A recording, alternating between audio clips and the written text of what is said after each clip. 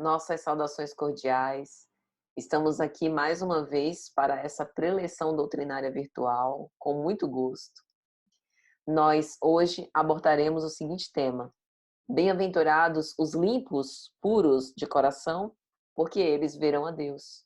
E este está dentro do tema mais geral, o Sermão da Montanha, as bem-aventuranças ante os novos tempos. Como nós habitualmente fazemos nas nossas preleções doutrinárias, dividiremos em alguns instantes ou momentos. O primeiro deles, dedicados à leitura de uma mensagem dessa obra, Celeiro de Bênçãos, pelo Espírito Joana de Ângeles. A seguir faremos uma prece para a abertura dos trabalhos. Logo depois, as nossas reflexões doutrinárias concernentes ao tema. E, por fim, uma oração para agradecer. Dito isso, então, nós vamos começar pedindo aos bons espíritos que nos acompanham, que nos assessoram, que nos inspirem para a leitura de uma página que seja útil para as nossas reflexões. Perturbadores espirituais, capítulo 24 do livro Celeiro de Bênçãos, Joana de Ângeles. Sim, produzem perturbações os espíritos que se debatem em aflição, na retaguarda do além-túmulo, e na agonia esparzem inquietação. Perturbados, disseminam intranquilidade. Ociosos, divertem-se, tumultuando. Vitimados pela maldade em que sucumbiram, destilam energias deletérias que terminam por infelicitar. Não nos referimos aqui à problemática obsessiva propriamente definida. Ocorre que cada um, em situando o coração onde coloca os interesses, ao concentrar-se, sintoniza com mentes idênticas, que respondem aos apelos formulados por meio de expressões equivalentes ou através de atos idênticos. Vives sob a construção do que pensas e cultivas o campo em que colocas as aspirações. Seja consciente da responsabilidade ou não, a vida responde conforme a pauta das interrogações que se formulam. Se te aclimatas à conservação da ira, sintonizarás com os espíritos odientos que te cercearão o avanço. Se formulas ideias pessimistas, identificar-te-ás com os espíritos perturbadores, que se comprazem nas cogitações enfermiças do pensamento em desalinho. Se te distrais no dever espiritual, facultas o conúbio com espíritos inferiores, que te sitiam a casa mental, gerando desequilíbrios nos centros do teu discernimento. Se te permites leviandades e cogitações perniciosas, serão inumeráveis os pensamentos venais que te advirão em processos hipnológicos de longo curso, em que se adestram os espíritos vingativos e perversos. Sim, perturbam os homens da terra, os que chegaram ao mundo espiritual perturbados, vencidos, infelizes em si mesmos.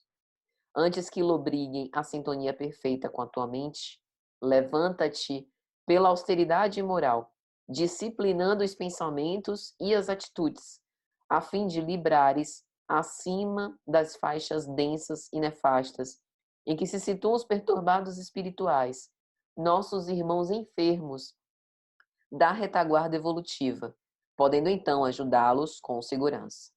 Instado, momentânea ou repetidamente, a quaisquer injunções negativas, lembra-te da higiene mental pela prece e pela meditação, não te favorecendo o devaneio infeliz. Mantenha assim os pensamentos na diretriz evangélica e alça-te à luz do amor, porque somente no clima e nas paisagens do amor de nosso Pai aurirás a vitalidade essencial para o indispensável amor que liberta e felicita, no mesmo teor com que nos ama Jesus, libertando-te por fim das constrições lamentáveis que são produzidas pelos perturbadores espirituais. Muito importante essa mensagem, primeiro por conta do cenário pandêmico que nós todos estamos vivendo, segundo por conta de explicar muito bem a diferença de perturbações espirituais e, portanto, do assédio diferindo isso de obsessão, conforme está definido em O Livro dos Médiuns, por Allan Kardec. E terceiro, porque fala sobre o pensamento, a higiene mental, o livre-arbítrio e a vontade própria do espírito de imbuir-se dessa austeridade moral à luz do Evangelho para tentar livrar sobre essas faixas densas, que tem tudo a ver com o nosso tema, limpos de coração. Então, meus amigos, nós vamos agora orar.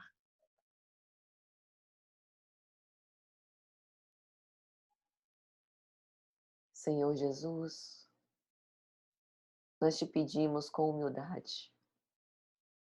Olha para nós, assiste-nos e ampara-nos. Vede as nossas boas intenções de refletir sobre os teus ensinamentos, sobre essa belíssima bem-aventurança que disseste no Sermão do Monte e que colocaste em nosso coração como semente de esperança para que pudesse nos estimular para trilhar o caminho do bem. Nós andamos por muito tempo desgarrados, Senhor, e talvez ainda hoje, temerosos em demasiado, quando na verdade só postergamos o momento do reencontro convosco. Tem misericórdia de nós, Cristo. Vinde ao nosso encontro, para que juntos nós possamos perceber a vossa presença, através dos emissários, através dos benfeitores espirituais, e nos estimulemos cada vez mais a viver este Evangelho que dizemos amar. Vem ter conosco, que seja para sempre louvado, hoje e sempre, que assim seja. Então, meus amigos, agora nós iniciaremos a nossa reflexão em torno do tema Bem-aventurados os limpos de coração, porque eles verão a Deus. Na obra Quando Voltar a Primavera, pelo espírito Amélia Rodrigues, no capítulo de número 10, intitulado A Lição Difícil, Amélia vai falar sobre a percepção da multidão ao ouvir o Sermão da Montanha, e em especial ao ouvir as bem-aventuranças, ditadas por Jesus e impregnadas desse magnetismo irresistível que dele promana, reflexo da sua autoridade moral absoluta sobre todas as coisas transitórias da Terra. Amélia Rodrigues vai dizer que aquele momento estavam lançadas ali, em definitivo, as bases do reino eterno sobre os escombros do mundo perecível em sua tangibilidade transitória. É assim que Amélia Rodrigues vai definir esse momento histórico que ficou marcado para sempre e que no Evangelho de Mateus nós temos registrado nos capítulos 5, 6 e 7. Em especial, no capítulo 5, no versículo 8, vai narrar o evangelista. Disse Jesus: Felizes os puros no coração, porque eles verão a Deus. E já que essas reflexões visam aguçar a nossa percepção sobre as bem-aventuranças ante os novos tempos, e levando em consideração que Amélia nos diz que essas bem-aventuranças são sementes que foram depositadas de forma indelével nos nossos corações, como nós podemos entender felizes os puros no coração, porque eles verão a Deus? Dito de outro modo, algum de nós, no nosso estado de imperfeição, no nosso estado humano, que ainda nem conseguiu atingir o ápice da humanidade, que Joana de Ângeles vai chamar de humanidade integral, de humanidade legítima. Será que algum de nós pode se dizer puro de coração, ou puro no coração, ou carregar limpo o coração? De que impurezas Jesus falava? De que purificação ele se referia?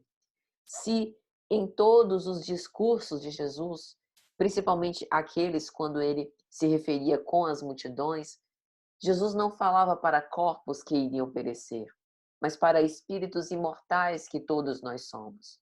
Jesus se dirigia para cada criatura humana, com as suas particularidades.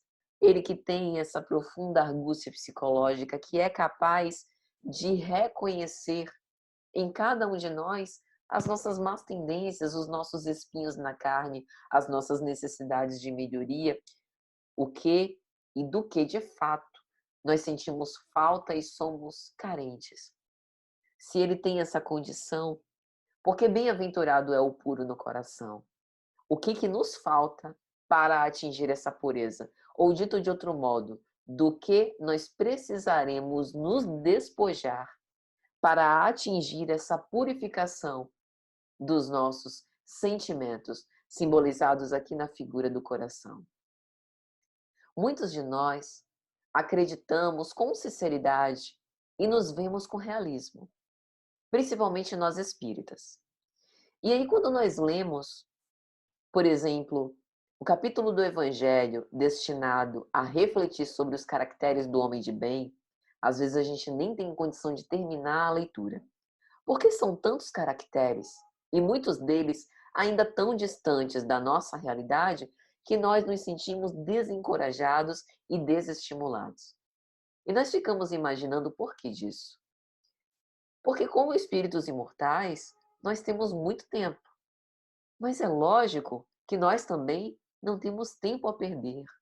A nossa oportunidade na vida presente é valiosíssima.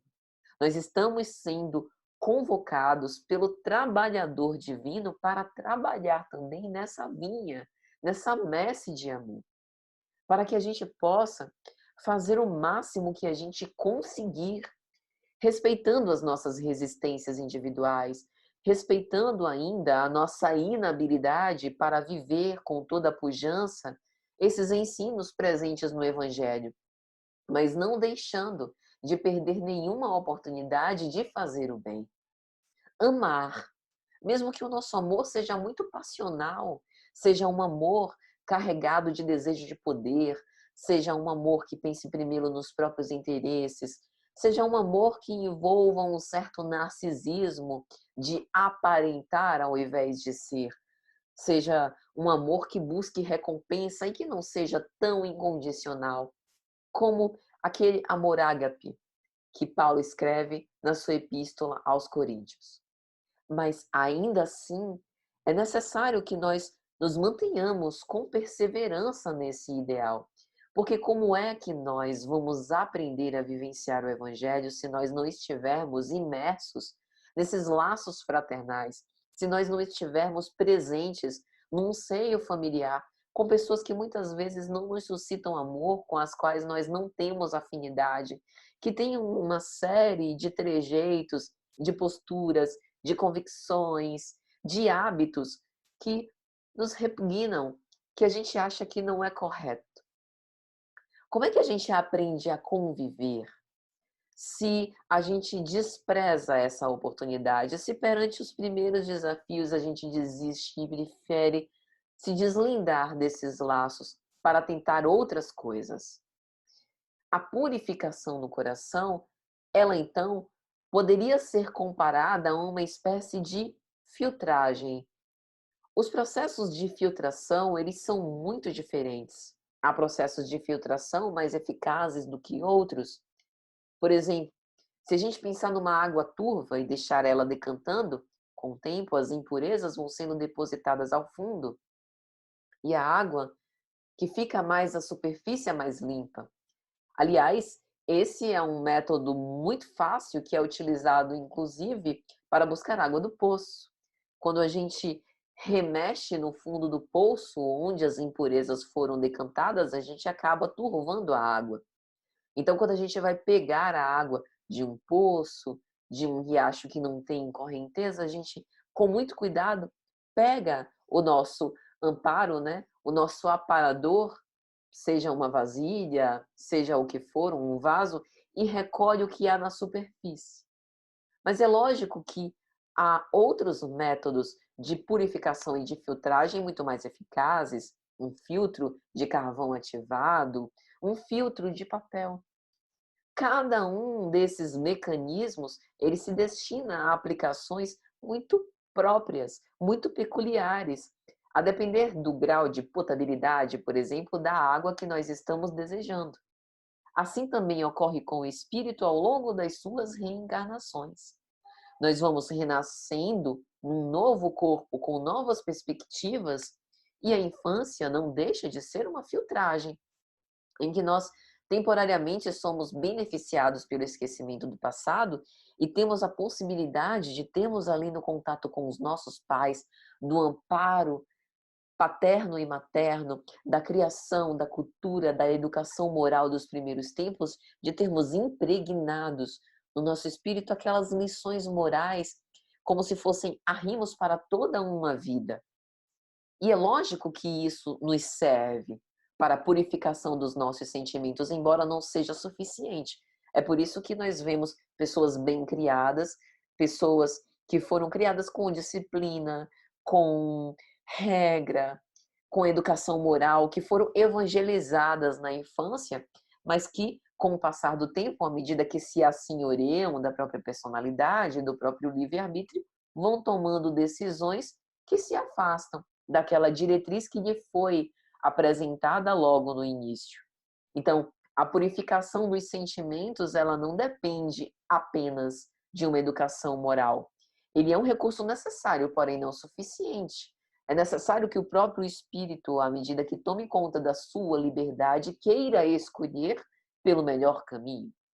E escolher um caminho sempre irá desprezar alguns outros, que nós julgamos que não é o melhor para nós, que não vai nos trazer a real felicidade. Por isso, ser limpo ou puro de coração demanda uma escolha pessoal. Uma escolha que pode estar investida da criação que nós tivemos, da cultura na qual nós nascemos, na família na qual nós renascemos, e que também pode ser uma escolha da vontade do espírito. É isso que a doutrina espírita visa nos apresentar. Esse versículo, oitavo, no capítulo 5º do Evangelho de Mateus, ele apresenta algumas referências muito interessantes ao longo da Bíblia, que também fala sobre essa limpeza do coração. Uma referência trazida na Bíblia de Jerusalém é Salmos, capítulo 24, versículos 3 a 4. Quem pode subir a montanha de Yahvé? Quem pode ficar de pé no seu lugar santo? Quem tem mãos inocentes e coração puro, e não se entrega à falsidade, nem faz juramentos para enganar. Veja que a pureza de coração aqui, nesse salmo, está diretamente relacionado com a intenção da criatura. É aquele que tem mãos inocentes. Mas a gente poderia pensar, como é que um espírito multimilenar, que já teve diversas reencarnações, ainda que esteja num corpo tenro de uma criança, como é que a gente vai dizer que ele é puramente inocente? Que ele não conserva nenhuma tendência maliciosa? Se a gente sabe que os nossos sentimentos estão sempre bastante impregnados de orgulho e de egoísmo, a gente pode dizer que existem mãos humanas que sejam verdadeiramente inocentes? A gente pode dizer que existe um coração humano que seja completamente puro? Se a gente observar essa gradação de pureza, a gente pode admitir que há graus diferentes de pureza e de aperfeiçoamento moral, de escolhas que vão se somando, como aquelas mais pautadas para a felicidade do espírito, e outras que vão se afastando dessa mesma felicidade, que vão cavando para o próprio espírito conjunturas difíceis, provas que ele precisará enfrentar que são bastante dolorosas para o seu próprio aperfeiçoamento. Então, o que a gente está querendo dizer? Que não são as circunstâncias que fazem compõem essa pureza do coração, mas que é a intenção da criatura perante cada experiência pela qual ela passe. que, na verdade, entregar-se ou não à falsidade é sempre uma escolha. Perante uma mesma circunstância, nós sempre teremos algum nível de escolha. Fazer ou não fazer, responder ou calar, devolver a ofensa ou apresentar a outra face, como dizia Jesus, odiar o nosso inimigo ou entendê-lo, ainda que a gente não consiga, amar com todos os arroubos da nossa afetividade, como se nós estivéssemos amando um irmão. Mas em tudo do Evangelho sempre há gradações. Em Provérbios, capítulo 22, versículo 11, há também uma bela referência. Quem ama a pureza de coração e é grácil no falar, terá por amigo o rei. É por isso que felizes os puros no coração, porque eles verão a Deus. Nós que ainda temos os sentimentos tão arraigados no egoísmo e no orgulho, temos a dificuldade de adivinhar, por assim dizer, os desígnios divinos por nos faltar um sentido, como já foi investigado por Kardec e os bons espíritos em O Livro dos Espíritos. Mas há uma forma de desenvolver esse sentido.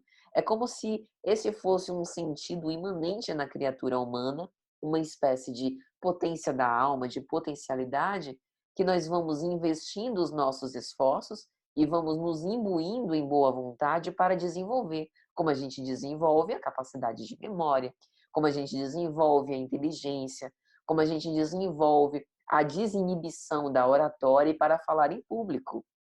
Amar também corresponde a isso. E é através do amor, é como se o amor fosse um buril, é como se o amor fosse uma ferramenta de purificação do coração para que nós possamos um dia ver a Deus. Ou, na literatura dos provérbios, ser amigo do rei.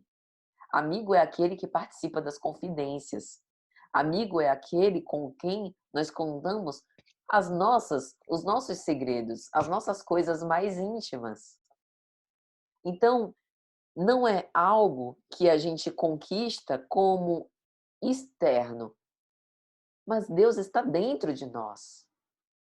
Então, isso significa que se nós ainda não somos capazes de vê-lo, ou de reconhecê-lo, ou de ouvi-lo, ou de senti-lo, é que há muitos muros que nos bloqueiam, que nos afastam, que criam essa espécie de abismo entre nós e Deus.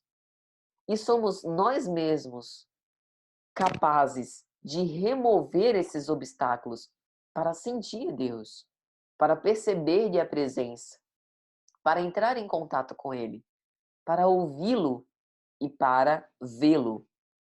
Mas para isso, nós precisamos purificar os nossos sentimentos e utilizar para esse fim a ferramenta do amor.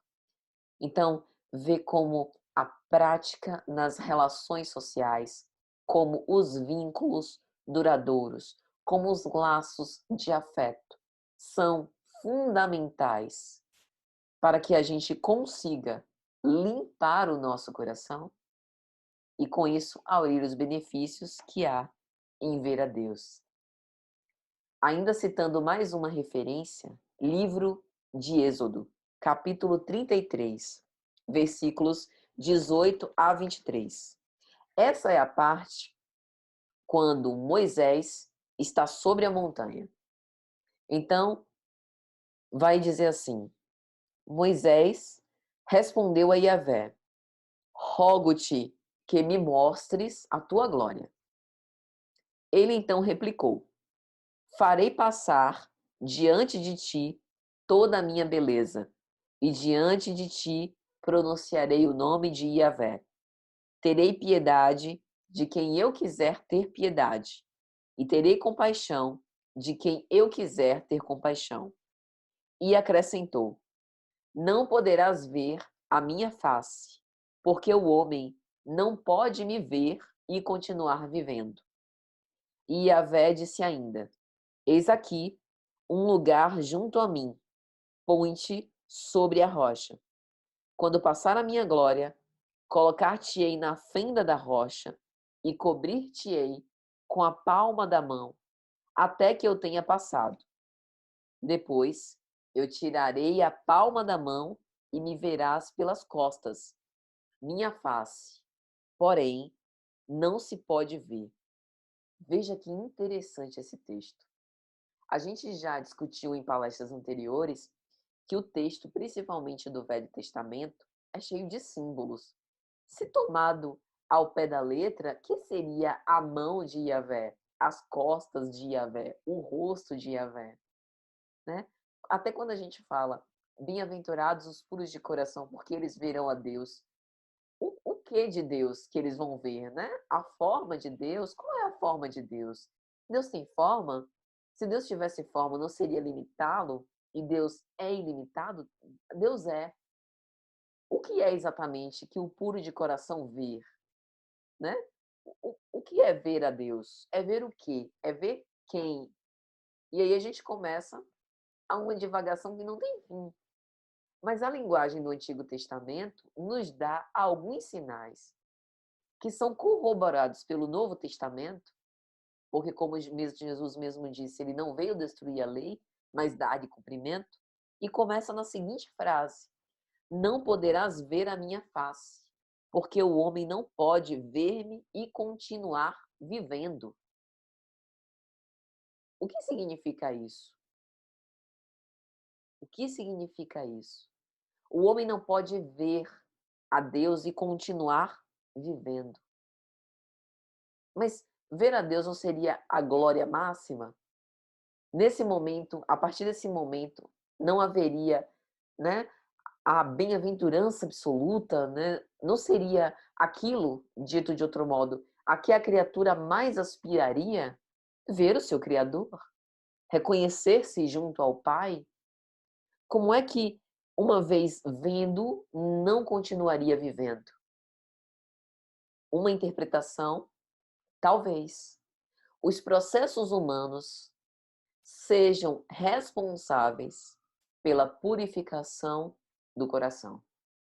Talvez a finalidade da nossa humanidade, que a gente está ensaiando. Nós somos humanos, mas nós ainda não vivemos a humanidade real. Nós ainda não vivemos aquela humanidade integral, como diz Joana de Ângeles, de Jesus. Porque Jesus já havia passado por esses processos humanos. Então, ele já tinha atingido em sua completude esses processos. Então, ele podia mostrar como modelo e guia que é o que nós estamos aspirando para desenvolver, o que nós estamos aspirando para conquistar. Então, aqui, na linguagem da Bíblia, a vida humana, as experiências reencarnatórias, a troca de papéis, a vida em família, a vida em sociedade, a vida no poder, a vida na miséria, a vida de formas diferentes visam fazer com que a gente vá experimentando a humanidade conforme dimensões da verdade distintas e com isso vá desenvolvendo todas as nossas potências da alma e vá também nas relações purificando os nossos sentimentos cada vez mais. Hoje eu ainda me reconheço sentindo raiva, sentindo ódio, sentindo inclusive desejo de vingança, sentindo algum nível de crueldade. Estamos num estágio de imperfeição em que isso ainda é possível de acontecer. Mas começa com o esforço de não comprazer-se nisso, o esforço de reconhecer que eu não quero mais repetir este comportamento e de me esforçar para ser mais mansa, para ser mais pacífica, para entender que o que eu quero agora é outra coisa. Mas isso não vai me fazer deixar de sentir raiva, deixar de sentir desejo de vingança, deixar de ter alguma crueldade por agora. Pode me inspirar para me purificar e, com base nesse exercício, ir me purificando ao longo do tempo.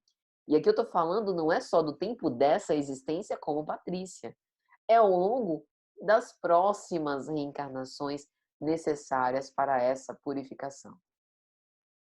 E aí, nesse mesmo trecho de Moisés sobre a montanha, Yahvé diz: a minha face não se pode ver. Enquanto Moisés estava ali sobre o monte, Yahvé disse que faria uma fenda na rocha, colocaria ele, tamparia com a mão, ele iria passar, e quando tirasse a mão, Moisés, é como alguém passando e a gente vê a pessoa de relance, né? Moisés viria as costas de Yahvé, nesse símbolo, mas não a sua face, a face da verdade. É como se fosse um símbolo. Nós não temos condição ainda de ver toda a verdade.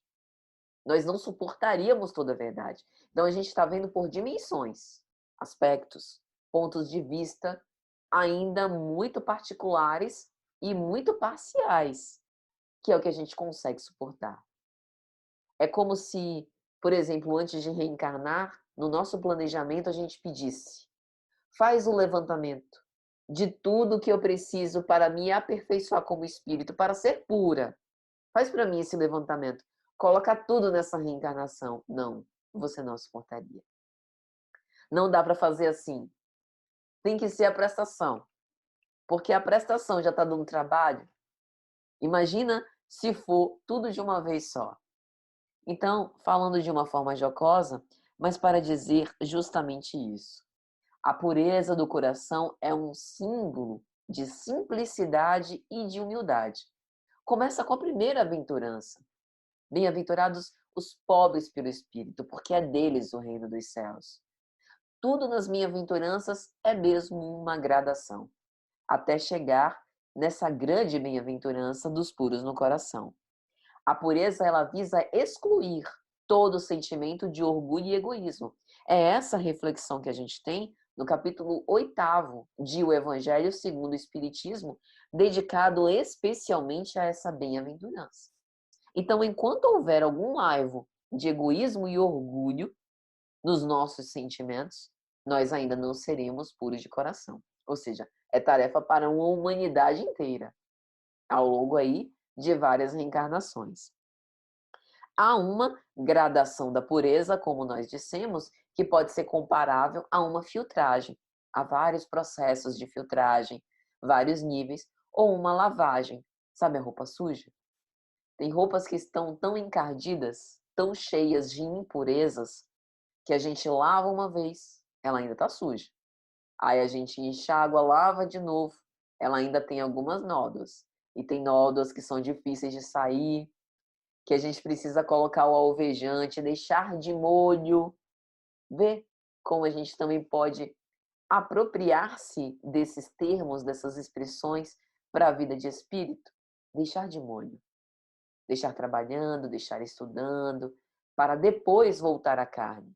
Vir, não uma, mas repetidas vezes, até que nós consigamos trabalhar e transformar melhor esse orgulho e egoísmo que tanto nos impede desse coração purificado. E o Evangelho vai dizer: a pureza não está apenas nos atos, mas também nos pensamentos. Por isso, pensar. Pensar bem requer esforço, porque pensar é hábito. Os pensamentos, e aqui a gente precisa fazer uma observação muito importante. Não é a partir de hoje ficar neurótico, meu Deus. Eu não posso mais pensar negativo. Porque se eu pensar negativo, eu vou pegar o coronavírus. Se eu pensar negativo, eu vou ficar doente. E se eu ficar doente, eu vou morrer. E se eu morrer, eu vou perder a experiência que eu tenho nessa vida. Eu não posso pensar negativo. E aí a gente começa uma briga contra os nossos próprios pensamentos. Daqui a pouco a gente está deprimido. A gente está doente, tomando remédio e continua pensando negativo. Resolveu? Não resolveu. Estou falando desse modo, mas para dizer o seguinte: os pensamentos, lembre, nós somos antenas psíquicas. Nós estamos nos conectando e nos sintonizando com outras mentes encarnadas e desencarnadas o tempo inteiro. As ocorrências, lembra da mensagem que a gente leu no início? Perturbações espirituais. As ocorrências, elas se sucedem. Pensemos como anda a psicosfera da Terra nestes tempos. O assédio bastante acentuado. Nós precisamos nos sintonizar com o mais alto. E isso não é rechaçar os pensamentos negativos do tipo, colocar força para não pensar, mas é escolher se sintonizar com outro tipo de pensamento. Deixa o pensamento negativo vir, deixa ele vir e passar. E a gente escolhe vitalizar, se fixar, nutrir em outros tipos de pensamentos. Em pensamentos encorajadores, em pensamentos esperançosos, em pensamentos que nos facultem aproveitar essas experiências para crescer. Então, aquele que tem puro coração é aquele que sequer pensa no mal. Esse é o nosso estágio, grosso modo, e aqui eu não posso falar por cada um em específico, mas eu preciso falar. Grosso modo, não é ainda o nosso caso. A gente ainda pensa no mal, né? Alguém dá uma fechada na gente no trânsito, né? A gente está na padaria, nesses tempos de recessão, pegaram o único biscoito que faltava, e era o nosso biscoito preferido. Dando exemplos triviais, né? Mas é lógico que a gente consegue pegar um substituto ou ir em outro momento para tentar achar, vai em outro mercado, mas dando exemplos assim bem coloquiais mesmo, para que a gente possa entender. É lógico que tem ainda coisas no nosso estágio evolutivo que nos causam raiva, que nos deixam chateados, né, que contraria os nossos interesses, o nosso desejo, que a gente gostaria que fosse diferente, que não queria que fosse daquele jeito. E às vezes a gente quer fazer o bem, mas ainda não consegue. Pelo menos não consegue da forma como a gente gostaria. Então pensa no mal? Às vezes sim,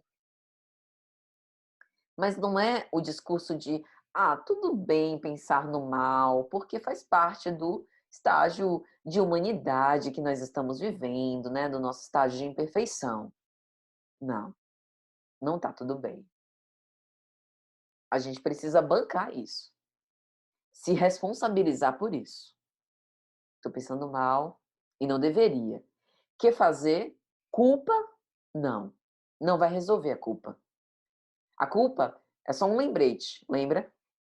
Tá pensando mal e não deve fazer isso. Ação.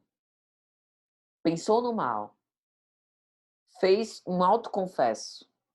Puxa, eu pensei no mal e eu não deveria pensar nessas coisas. Eu vou escolher outras coisas para pensar. E o trabalho ajuda muito. Aqui eu não estou falando especificamente do trabalho profissional, mas eu estou falando do trabalho fraterno, no trabalho para o Cristo.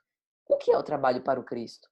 Uma prece, o silêncio no momento de um escarnecimento, de uma injúria, a prece pelo outro, um momento de reflexão em torno do evangelho, um sorriso, um amparo, a atenção que se dá, a convivência, ainda que seja uma convivência difícil, complicada, mas permanecer na convivência, perseverar naquilo ali. Tudo isso são serviços em prol do Cristo. Propagação do evangelho. Isso nos melhora, porque nos coloca em contato com esse Cristo interior e também contribui para essa pureza do nosso coração. Então, o desejo de se purificar e de substituir os pensamentos, todas as vezes que nós nos reconhecermos pensando no mal, é um desejo que deve ser o de todo espírita, que reconhece as suas más tendências e quer ser diferente. Então, o próprio Evangelho coloca níveis de pureza. Não conceber o mau pensamento, ou seja, a presunção do bem, já é a condição de não sequer cogitar o mal. Então já é o nível mais elevado. Ter o pensamento mal e repeli-lo, ou seja, ter o pensamento mal e não se comprazer nele e substituir por outro pensamento, a pessoa já está a meio do caminho. Ter o pensamento mal e nele se comprazer, aí está perdido. Aí está precisando reconhecer que está faltando esforço, que está faltando boa vontade para escolher um outro nível de pensamento.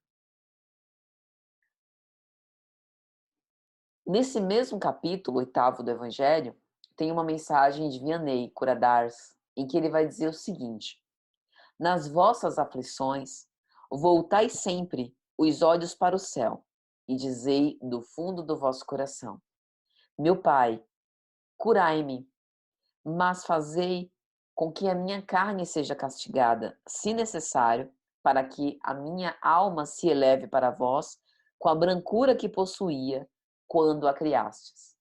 Aqui fazendo uma referência dessa pureza.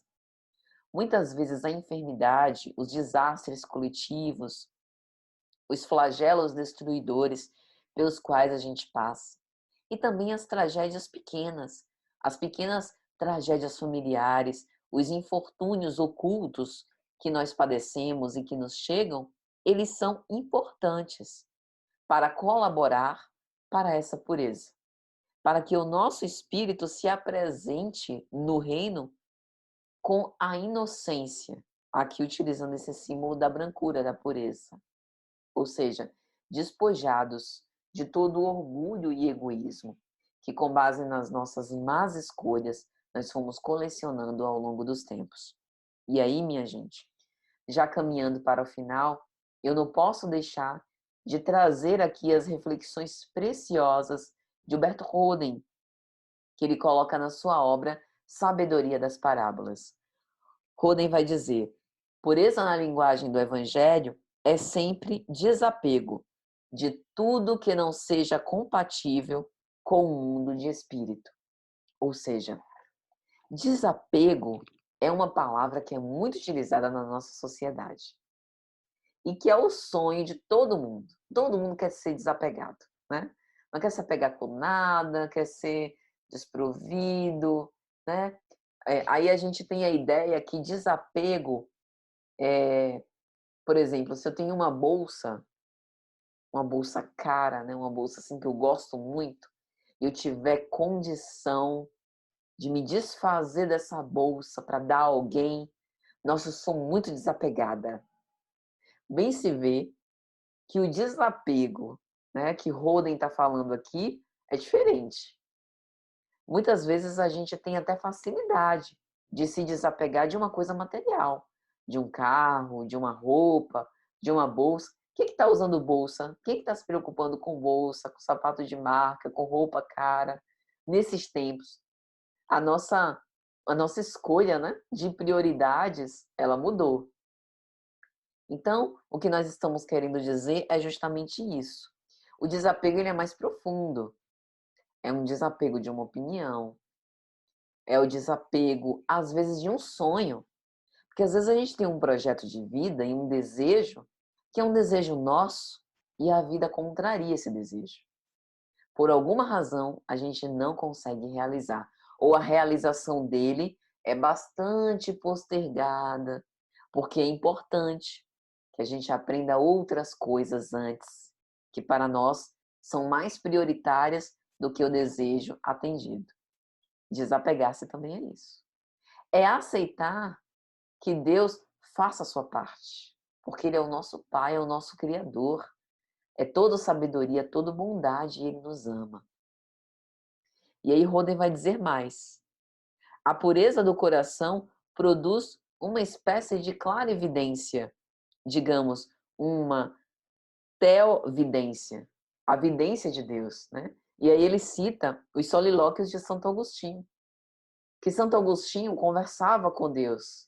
E nessas divagações que ele fazia, às vezes se perguntava por que não conseguia ver Deus, por que Deus estava ausente, e que na verdade ele chegou à conclusão que não era Deus que estava ausente, mas ele que estava ausente de Deus. Porque Deus estando dentro de nós, estando fora, Deus estando em tudo, nós estamos flutuando em Deus, né? Nós estamos vivendo com Deus dentro, fora, não há nada fora de Deus. Tudo está dentro de Deus. Então, por que a gente não o vê? Porque nós ainda não temos puro o nosso coração.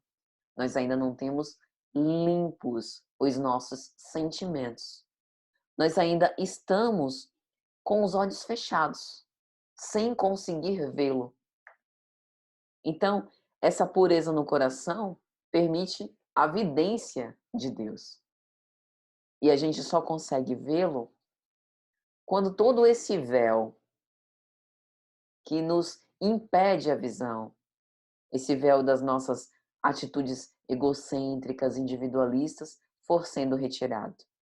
E como é que a gente consegue isso?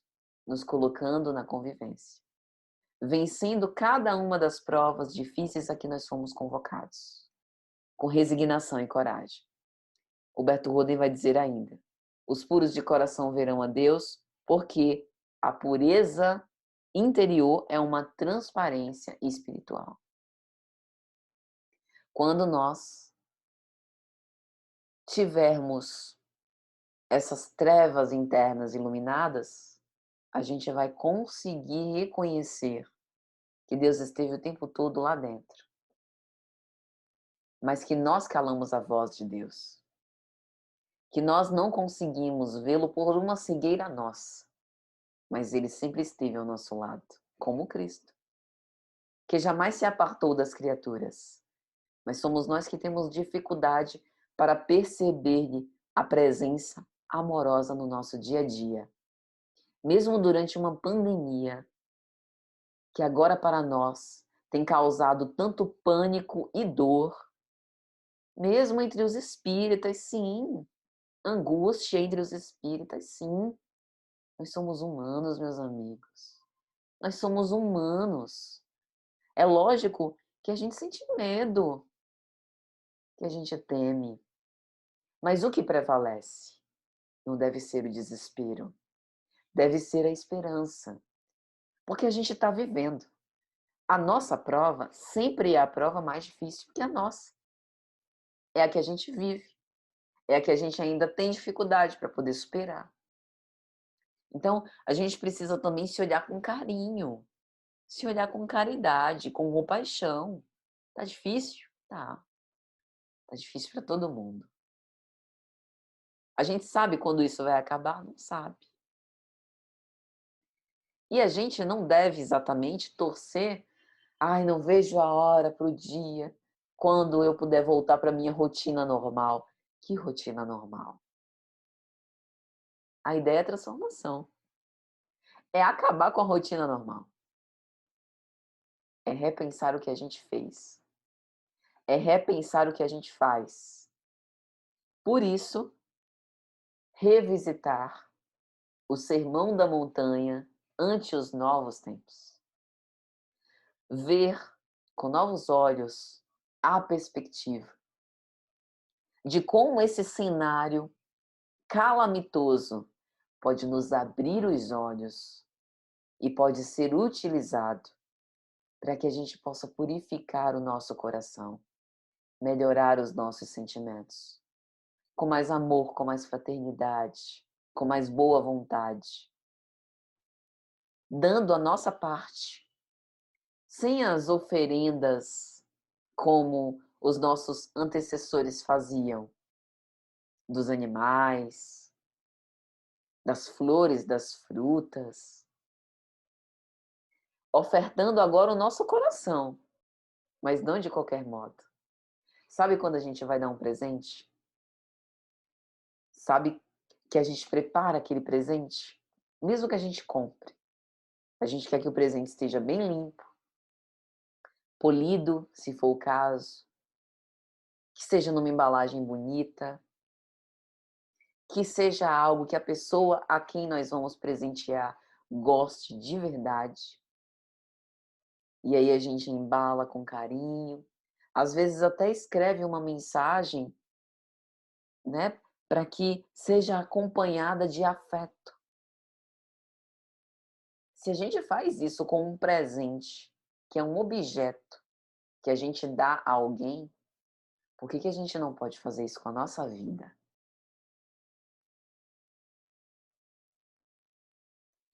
É um convite que nos tira da zona de conforto. E é um convite que nós precisamos escolher e aceitar. Um convite que nós devemos acatar todos os dias, todos os momentos. E agora nós estamos com tempo para isso. Então, meus amigos, com isso agradecemos e para as nossas considerações finais, eu gostaria de ler um trecho dessa obra, Pensamento e Vida, pelo Espírito Emmanuel, do capítulo 1º, Espelho da Vida, porque eu acho que sintetiza muito essa pureza de coração. O espelho da vida. Ergue-se na terra para Deus, sob a égide do Cristo, a afeição do diamante bruto, que arrancado ao ventre obscuro do solo, avança com a orientação do lapidário para a magnificência da luz. O reflexo mental mora no alicerce da vida. Refletem-se as criaturas reciprocamente na criação que reflete os objetivos do Criador. Emmanuel está falando da mente, que a mente é espelho da vida em toda parte. Que nós podemos, pelo pensamento, começar a purificar os nossos sentimentos. Através das pequenas escolhas do nosso dia a dia, isso se soma e toma uma proporção que nós mal conseguimos conceber, que mais tarde será responsável pela lapidação dos nossos sentimentos, qual diamante bruto, que vai brilhar perante os olhos do Criador. E depois de passar por todas essas filtragens, lavagens ou lapidações, que são todas formas de se referir à purificação, nós, enfim, conseguiremos ser o nosso espírito um reflexo do Criador, como Jesus é. Chegaremos lá, se continuarmos lutando e se não esmorecermos antes. Então, meus amigos, eu quero agradecer pela paciência, rogando a Deus que tenha sido de alguma sorte útil. Por isso, vamos agora para a nossa prece final. Senhor Jesus, emissário divino, mestre de todos os nossos caminhos, Pai de bondade, que a tua proteção, a tua misericórdia recaia sobre todos nós e que sejamos sempre esses instrumentos do alto para colocar em prática os teus ensinos. Ajuda-nos a purificar o nosso coração para um dia termos a honra de ver-te e de refletir-te em nossa alma. Sede conosco, Pai amado, hoje e sempre. Que assim seja. Muita paz, meus amigos.